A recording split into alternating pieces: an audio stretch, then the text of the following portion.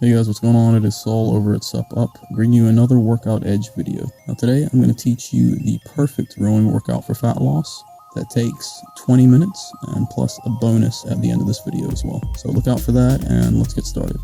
So this week we're back to gaining a workout edge by learning how to get the best conditioning and cardio workout in about a third of the time you usually spend on the treadmill. And when it comes to training in the gym, longer isn't always better.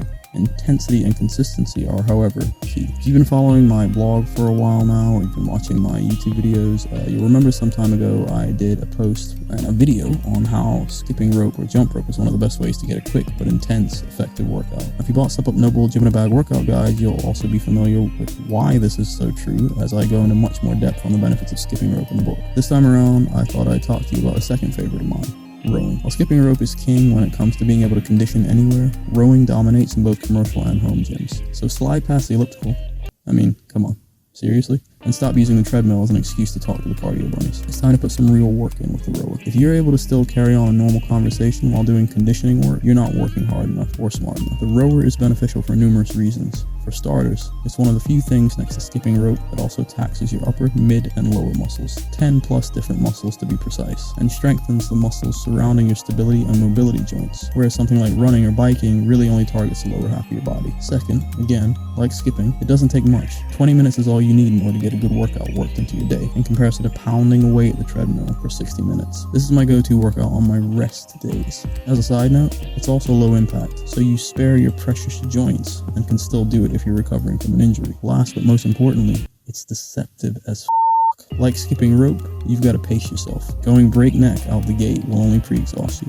A rhythm has to be developed and maintained, meaning you can't just mindlessly zone out to those built-in TVs they put in bikes and treadmills at the gym. Alright, so you've got a relative idea of why rowing is so good. Now for some ideas on how to most effectively use the rower during workouts. I'll be elaborating on more specific tailored workouts in my upcoming second workout guide. You've got a few options here, depending on how much of a badass you are enduring workout pain. I'm talking that burning acid in the muscles pain. Yes, rowing is brutal and will provide you with that. I'm not going to sugarcoat anything. Now let's start with HIIT rowing. HIIT, if you don't know already, means high intensity interval training. So in this case, rowing at maximum effort for a set amount of time, let's say 1 minute, and then resting for equal to or double that time. As you get more advanced, you'll rest for less time than your maximum effort time. The key difference with HIIT cardio on the rower is you want to aim for distance in order to establish your maximum effort time, then calculate your rest time from there. So let's say you want to row a total distance of 1,000 meters.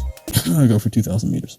You'll break that into sets of your experience level, so 5 times 200, 4 times 250, or 2 times 500. And whatever amount of time it takes you to do each set, you'll rest for that same amount of time. Once you're used to doing that, you cut back the rest time even less, which will really start making you feel the intensity of this overlooked machine. All in all, once you get the distance down packed, you can actually start aiming for time, in which case I would suggest 20 minutes. Second one is steady state rowing. And when I say steady state, this doesn't mean developing the pace of your 90-year-old grandma with her walker in the park on a Sunday afternoon. The type of steady state I'm talking isn't for the faint of heart.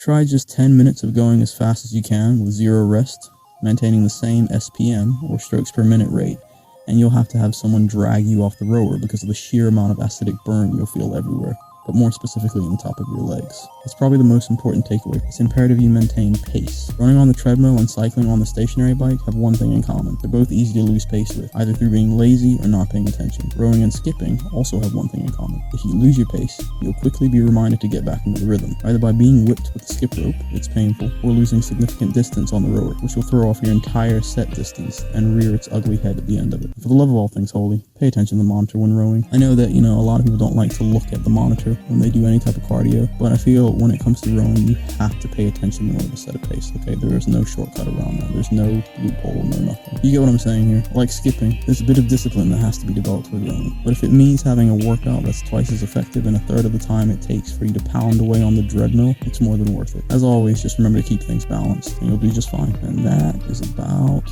it. If you like this video, share it, subscribe, and comment below. If you really like this video, but you don't have the SUPP guides yet, go ahead and buy them over at the SUPP website. The link is in the description below and up on the screen. They cost less than the shirt on your back, but unlike that shirt, the knowledge gained lasts a lifetime. Now, if you've already bought the guides, hey, thanks, then go ahead and check out the other gear in my shop.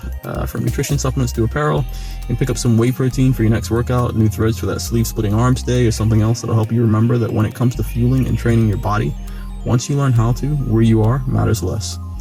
Every item, the material, color, style, ingredients, and quality are all handpicked by me, so if I want wear it, eat it, drink it, or read it, I will not sell it to you. It's that simple. If you go ahead and get the guides, you'll discover recipes with nutritional breakdown in each of the nutrition guides to make things nice and easy, and that's available under the snacks chapters, and previews of the chapters are available in the shop. With the workout guides, you'll get in-depth customizable workout plans with breakdowns of how to effectively and efficiently train your muscles no matter where you are. And all guides teach you how to eliminate worries or concerns about getting the nutrition and strength and conditioning you need to stay fighting fit for when you're deployed or at home. And that's it, guys. Drop by next time for another great video to add to your workout and nutrition arsenal.